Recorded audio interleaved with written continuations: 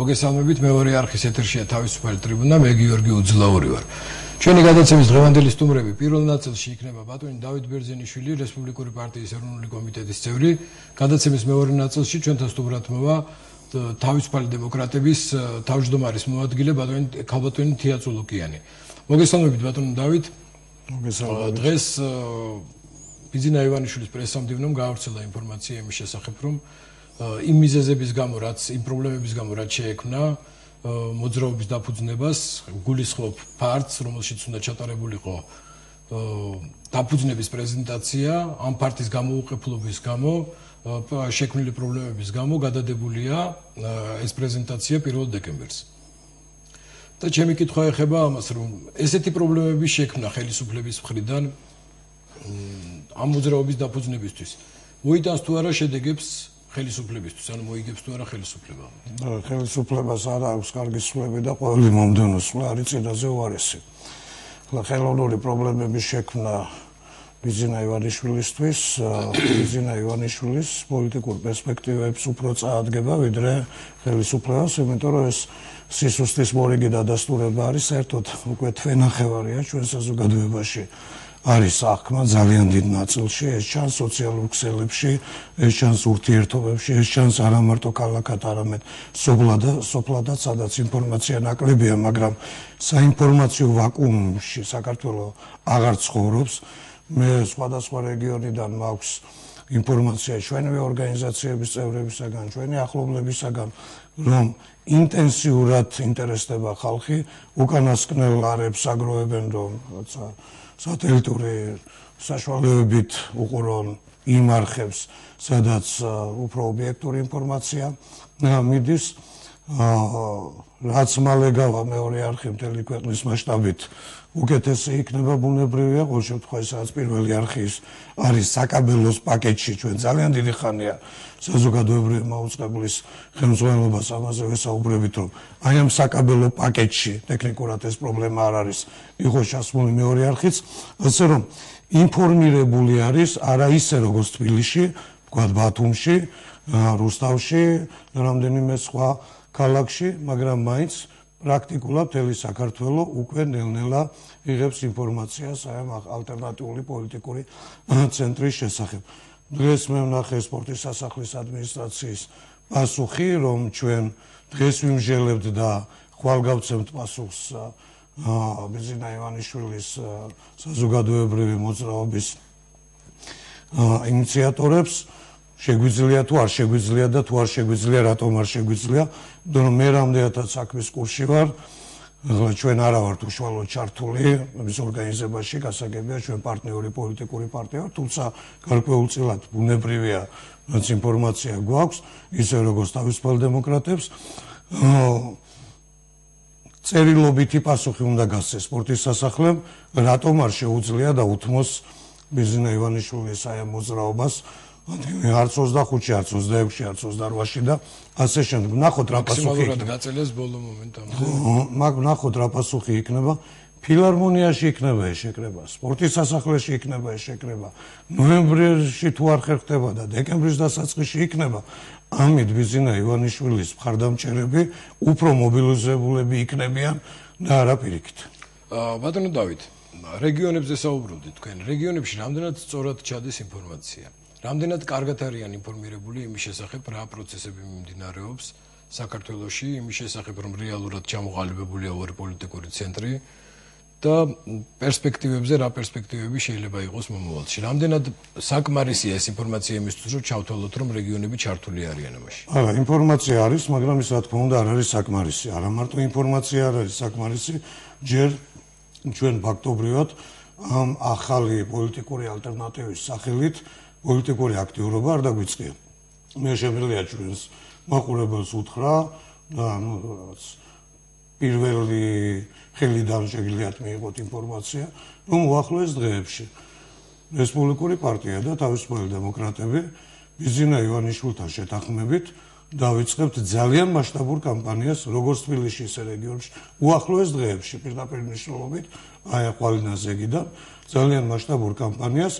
ერთ-ერთი კომპონენტი ამ კამპანიის იქნება, ну, პირობითად ასე დავარქვათ, მილიონი მოქალაქე ივანიშვილის მოქალაქეობის. ჩვენ დავიწყებთ ხელმოწერების შეგროვებას, საზოგადოებრივი ორგანიზაციები ამას აკეთებენ, ისინი აკეთებენ ამას როგორც ამბობენ, დაახლოებით 100,000-მდე შეგროვილი აქვს. ბუნებრივია, სისტემური ხასიათი ამას მთელი ქვეყნის მასშტაბით შესაძლოა მისცემ მხოლოდ ორგანიზებულმა სტრუქტურებმა, 50-ზე მეტი რაიონული ორგანიზაციის დელეგატები იყვნენ რესპუბლიკური პარტიის ყრილობაზე, სულ 10 დღის წინ და ჩვენი პარტიული ორგანიზაციები, თავისუფალი დემოკრატები, ჩვენი მხარდამჭერები, ვიზინა ივანიშვილის მხარდამჭერები ამ კამპანიაში ჩაერთვებიან, ასე რომ ინფორმაციაც მეტი გავა, ბუნებრივია ამ კამპანიის პროცესში, მობილიზაციაც მეტი იქნება, მილიონი ამომრჩეველი ეს არის არჩევნების მომგები რაოდენობა საქართველოში,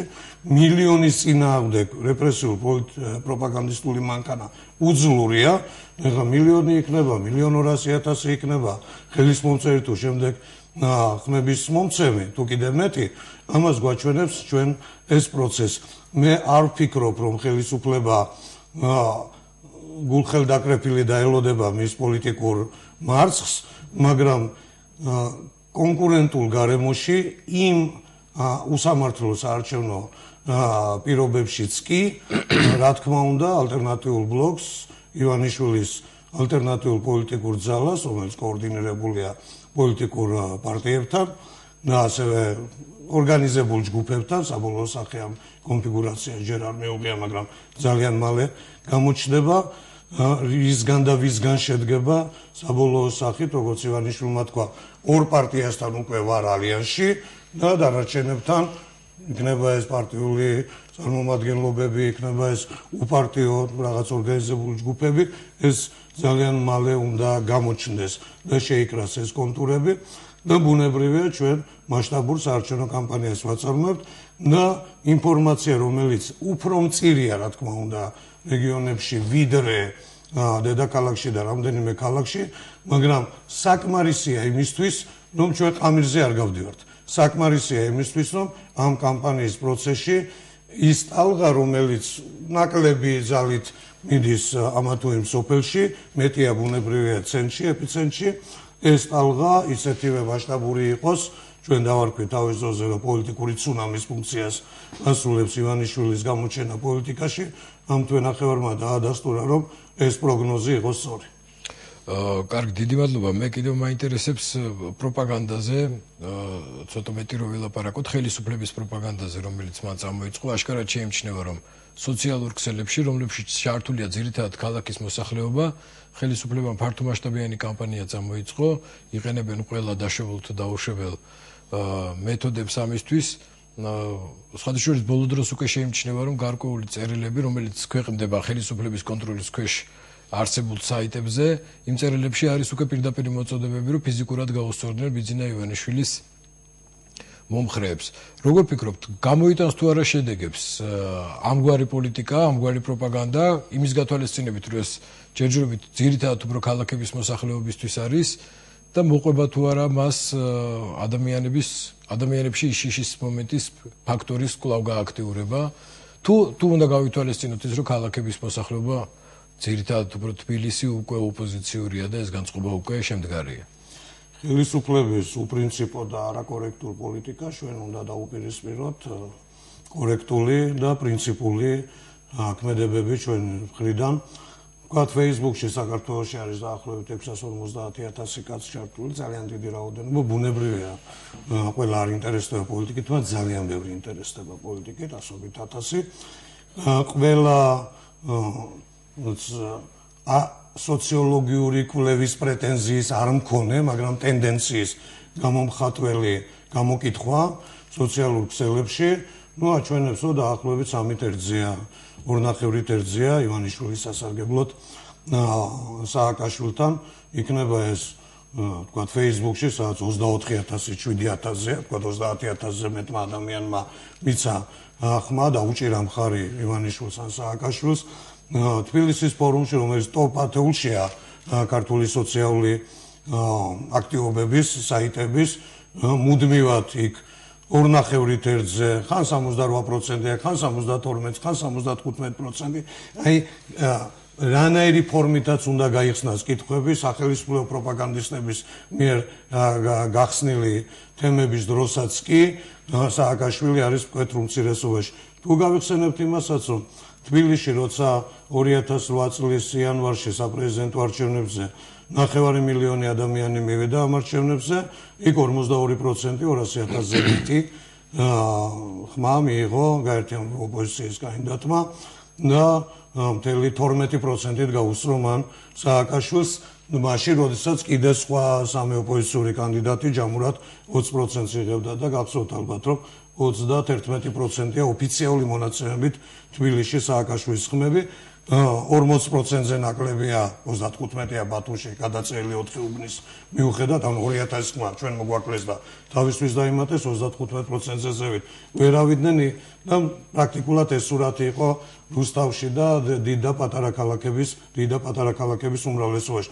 ასე რომ ამის გამოსწრება გვაქვს, როცა არის იმედი.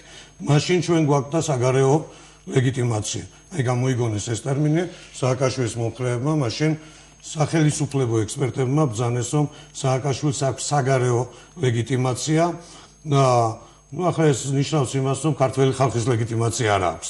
მაშინ იყო საგარეო კონიუნქტურული ფაქტორის გამო სააკაშვილის წარმატებად გამოცხადება მისი მარცხისა.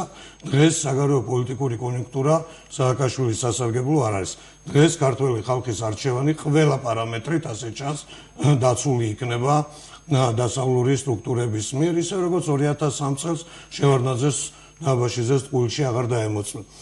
და ამასთანავე მინდა ისიც ვთქვა, რომ სასტარტო პოზიციით ივანიშვილი და მისი პოლიტიკური ძალა, მასთან კოორდინირებული პოლიტიკური ძალები დღეს მნიშვნელოვნად უფრო წინ არიან, ვიდრე 4 წლის წინ მაშინდელი გაერთიანებული ოპოზიცია. ამის მიზეზი რა არის? ბატონო, ამ წინ ყოფნის მიზეზი რა არის? უპირველეს ყოვლისა, ბევრი ფაქტორი არის, ახლა ყველაფერი ალბათ არც კი არის ჯერ გააზრებული, მაგრამ უპირველეს ყოვლისა განუზომლად უფრო მნიშვნელოვანი აღმოჩნდა ბიძინა ივანიშვილის პერსონალური ფაქტორი, ვიდრე ამას ვარაუდობდა ხელისუფლება და ალბათ ვიდრე ამას ვარაუდობდა 2 თვის წინ თუნდაც ოპოზიციური პოლიტიკური სპექტრი, თუნდაც ის პოლიტიკური პარტიები, რომლებიც ახლა ივანიშვილის პარტნიორები ვართ. იმ უბრალო მიზეზის გამო, რომ ივანიშვილის თაობაზე არავინ არაფერი იცოდა, მისი პოლიტიკური გემოვნება როგორი იყო არავინ იცოდა, რა ღირებულებების მატარებელი იყო ამის თაობაზე ჩვენ არაფერი ვიცოდით და საერთოდ პოლიტიკაში ჩართვაზე თუ ფიქრობდა, მაისის თვეში როცა წერილი გამოქვეყნდა მისი პრესსამსახურის, როცა ლეიბორისტების კრიტიკის ფონზე და საბაბით ძირითადად ყვითელი ბარათი იყო ამოღებული სააკაშვილისთვის, უკვე მაშინ ბუნებრივია ხალხმა დაიწყო ფიქრი, რომ ივანიშვილი რაღაცისთვის შესაძლოა ემზადება, მაგრამ როდის რა იქნებოდა, ეს ცნობილი არ იყო. ივანიშვილის დობის ფაქტორი, როგორც ქველმოქმედის დობის ფაქტორი, ძალიან მალე აღმოჩნდა საკმარისი, რომ პოლიტიკურ რეიტინგში გადაზრდილი იყო. ძალიან მალე იქნება პოლიტიკური რეიტინგების და რამდენიმე სხვადასხვა ერთმანეთსაგასული დამოუკიდებელი სოციოლოგიური სამსახურები ასრულებენ, მუშაობენ ამაზე და ალბათ ვნახავთ უკვე პოლიტიკურ რეიტინგებს თბილისში როგორ არის, ბათუმში როგორ არის, ქუთაისში თუ ამა თუ იმ რეგიონში. ერთი ფაქტორი არის ეს. ივანიშვილის მიმართ პოზიტიური დამოკიდებულება, ის სულ პირველ სამეულში იყო ნდობის რეიტინგი, სხვები მიდიოდნენ, მოდიოდნენ, ის იყო მუდმივად ლიდერებში და მოხდა მისი კონვერტირება უკვე პოლიტიკურ რეიტინგში. ერთი ფაქტორი არის ეს. მეორე ფაქტორი არის ის, რომ 2007 წლის შემოდგომიდან განსხვავებით ოპოზიცია მაშინ ძლიერი იყო და ბადრი პატარკაიშვილი ვერ გახდა ოპოზიციის ლიდერი პირიქით, ის აღმოჩნდა პოლიტიკის პერიფერიაზე. 7% აიღო ბადრი, მაშინ როცა 4-ჯერ მეტი ხმა აიღო გაერთიანებული ოპოზიციის კანდიდატმა. დღეს ოპოზიცია იმდენად დასუსტებული იყო ივანიშვილის გამოჩენის დროს, რომ რეალურად ამ პოლიტიკურ ზიარჩურჩელში დღეს ივანიშვილის ფაქტორია გამსაზღვრელი და მისი პარტნიორები არიან პოლიტიკური პარტიები. კიდევ ერთი ფაქტორი მე ვფიქრობ არის ის გულწრფელობა, რაც ივანიშვილის მხრიდან გამოჩნდა და ხალხმა ეს ძალიან ნათლად იხილა და დაიჯერა. როდესაც საქართველოში პოლიტიკაში პირველ ნაბიჯებს უმდგავს ადამიანი, პირდაპირ კითხვაზე არის თუ არა სამება თქვენი ყველაზე დიდი პროექტი ამბობს რომ არა უფრო მნიშვნელოვანი პროექტები არის ის ქართული ტაძრები რომლის გადარჩენაში მე მივიღე მონაწილეობა და მას არ დავასახელებ ეს ამას გამბედაობა უნდა და ეს სწორია როდესაც ბიძინა ივანიშვილი არ კეკლუცობს და არ არის რელიგიური პოპულიზმის თემით შემომტანი როცა ის ამბობს რომ მე ვარ ქრისტიანი რომ მე ბუნებრივია პირჯვარს ვიცერ მე პატივს ვცემ ჩვენს ეკლესიას პატრიარქს და ასე შემდეგ ანუ ის არის ბუნებრივი ის არის ისეთი როგორიც არის ჩვენთან მოსახლეობის აბსოლუტური უმრავლესობა თავს მიაკუთვნებს ეთნიკური ქართველების აბსოლუტური უმრავლესობა თავს მიაკუთვნებს მართლმადიდებლურ სარწმუნოებას მართლმადიდებლობას და ეს ბუნებრივი ასეც არის უბრალოდ ერთი ნაწილი არის ეკლესიური მეორე ნაწილი არ არის ეკლესიური მაგრამ კულტურის ტრადიციით არის ქრისტიანი მართლმადიდებელი და ივანიშვილი ლაპარაკობს და ამ ერთობის ნაწილი იდენტურობა მას აქვს ქრისტიანული მართლმადიდებლური ივანიშვილი ორივე ნაწილისთვის არის გულწრფელი ანუ საქართველოში ნორმალური ეკლესიურების და ნორმალური არაეკლესიურების სხვადასხვა აბსარებლობის ადამიანების და აბსარებლობის გარეშე მყოფი ადამიანების ურთიერთ თანაარსებობა და ჰარმონია ეს არის ჩვენი ამოცანა ამ თვალსაზრისით ჩვენ არ გვიჭირს ქართველები ახლა ბევრი ნაკლი გვაქვს მაგრამ ამას ნუ დავიბრალებთ ახლა რომ ჩვენ რაღაცა უტანლები ვართ ცალკეული გამოვლინებები არის მაგრამ ჩვენ ძალიან ამტანები ვართ და ტოლერანტულები ვართ ოღონდ ჩვენ უფრო მაღალ დონეზე გვინდა ეს ავიტანოთ შუა საუკუნეების ტოლერანტობა დღეს აღარ არის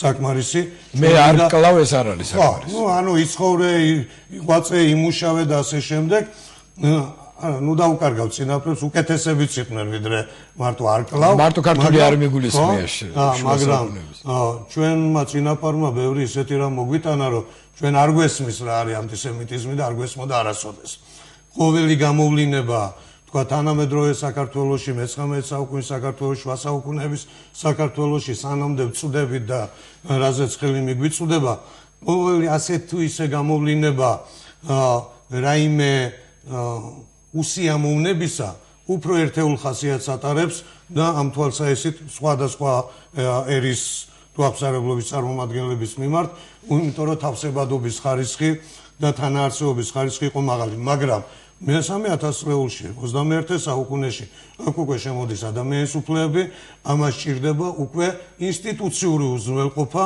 და როდესაც პირდაპირ კითხვაზე უმცირესობების თაობაზე რასი თქვა თვალის დაუხამხამებლად თქვა რომ ისინი არიან ჩვენი საზოგადოების წარმომადგენლები იქნება ეს რელიგიური თუ სხვა ტიპის უმცირესობა ეს გულწრფელობა ქართველმა ხალხმა თუ ხალხის დიდმა ნაწილმა მიიღო როგორც ნორმალური დამოკიდებულება იმ ადამიანს რომელიც თავს წარმოაჩენს როგორიც არის ეს ფაქტორიც არის და არის ბევრი სხვადასხვა ფაქტორია რამაც განსაზღვრა ის რომ ივანიშვილის ფაქტორი მნიშვნელოვანია და ვერაფერი ვერ მოუძებნა ხელისუფლებამ ივანიშვილს ივანიშვილი არ არის კაცი რომელმაც იშოვა ბევრი ფული რუსეთში და არაფერი მანამდე არ უქნია დამალული იყო და ეხლა უცებ უნდა ამ ფულის კონვერტირება საკუთარ სახელისუფლებო პრეტენზიებში. არა, ჯერთი რუსეთში დაშოვი ფულის დროს არავისგან არ გამიგია და მე მაქვს ახლო ურთიერთობა რუსეთში დემოკრატიული ფლანგის რომელიც ახლა უკიდურესად სუსტია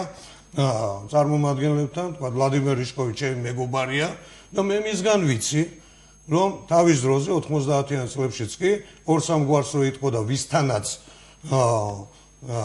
კრიმინალი არ არის დაკავშირებული ერთ-ერთი გვარი ამ რამდენიმე კაცი ყოველთვის მისი მხრიდან იყო ივანიშვილი, როცა მე რაიმე განსაკუთრებული ინტერესი არც მქონდა, იმიტომ რომ ივანიშვილს პოლიტიკაში არც ხედავდი და არც იყო და ჯერ კიდე არც იყო ის საქართველოში ჩამოსული. ამ ბევრი ფაქტორის გამო გაჩნდა ეს და კიდევ ერთი მნიშვნელოვანი ამბავია. 2007 წლის 7 ნოემბრის და მერე გაყალბებული ორი არჩევნების და განსაკუთრებით აგვისტოს 2008 წლის აგვისტოს კატასტროფის შემდეგ ქვეყანაში არის უკიდურესი გაუარესება, სულიერი სიდუხჭირია და მატერიალური სიდუხჭირია, არასრულფასოვნების კომპლექსი გაჩნდა ქართველებში, რომ ჩვენ ძალიან დავიჩაგრე და უკვე ხედავ და ვაცნობიერებთ, რომ მარტო რუსეთმა კი არ დაგვჩაგრა ეს მოცემულობა, ჩვენ ვერ მოვიქეცი ჭკვიანურად განსხვავებით ესტონელებისგან, ლიტველებისგან, პოლონელებისგან, რომ პირდაპირ არ მოქმედროდა რუსეთის ეს მძიმე ხელი და ამ ვითარებაში, როდესაც გაჩნდა იმედი, როცა გაჩნდა შესაძლებლობა, რომ ვინმე შეიძლება დაუკავშიროს ხალხმა იმედი, ერთმნიშვნელოვნად უნდა დაუკავშირა ამ ხალხმა ძალიან ბევრმა იმედი. მე დღეს მომაწოდეს ინფორმაცია ივანიშვილის წრიდან 15,000 ანაბარია უკვე გახსნილი.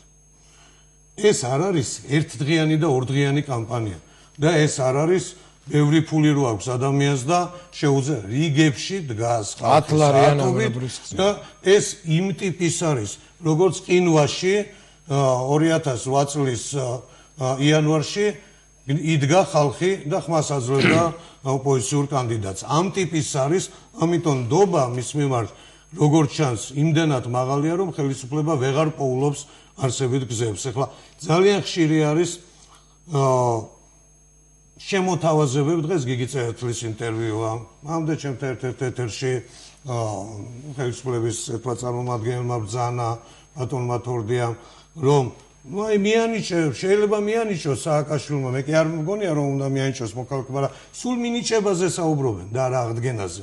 და იცით რატომ?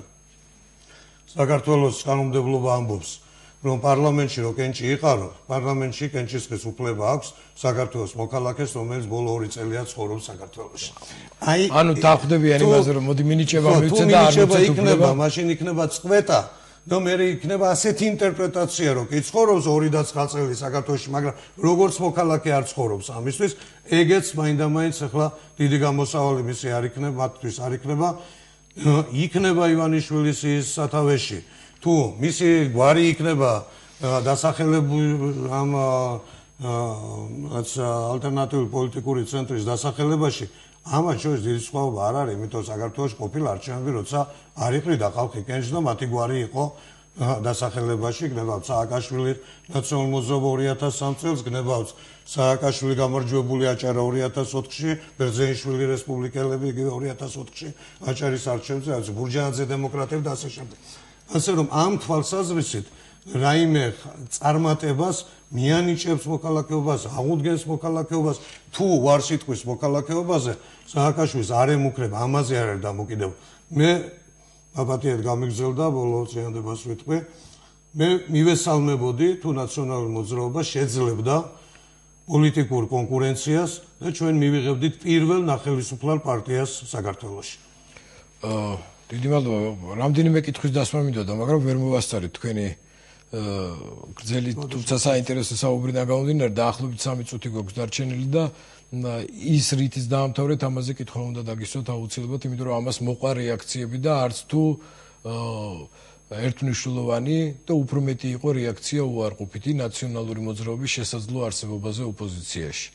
იმიტომ რომ მოსახლეობის გარკვეული ნაწილი და შეიძლება ითქვას ეს ნაწილი არ არის მცირე, უარყოფითად უყურებს ამ პერსპექტივას, იმიტომ რომ თulis რომ ნაციონალური მოძრაობამ უნდა აიღოს პასუხისმგებლობა იმაზე, რაც ქვეყანაში ხდებოდა, ეს ეხება არა მარტო ეკონომიკას, არამედ პოლიტიკას, გატარებულ პოლიტიკას და კრიმინალსაც. რამდენად მოახერხებთ თქვენ ერთდროულად იფიქროთ იმაზე, რომ ნაციონალური მოძრაობა დარჩეს ოპოზიციაში და მეორე მხრივ შეინარჩუნოთ მხარდამჭერების რაოდენობა, იმ მხარდამჭერების, რომლებიც დღეს უარყოფითად უყურებენ ნაციონალური მოძრაობის დარჩენას პოლიტიკაში და საერთოდ თქვენ როგორ მიგაჩნიათ, მოახერხებს თუ არა ნაციონალური მოძრაობა შეინარჩუნებას, როგორც პარტია, თუ მას გამოეცლება შემადგენელი, როგორიცაა ხელისუფლება და ფული. ჯერჯერობით საქართველოში 20 წლის განმავლობაში არ გვყავს არც ერთი ნახევარწლოვანი პარტია, არც გვალიმაგი და არც აღორძინება, არც მოქალაქეთა კავშირი.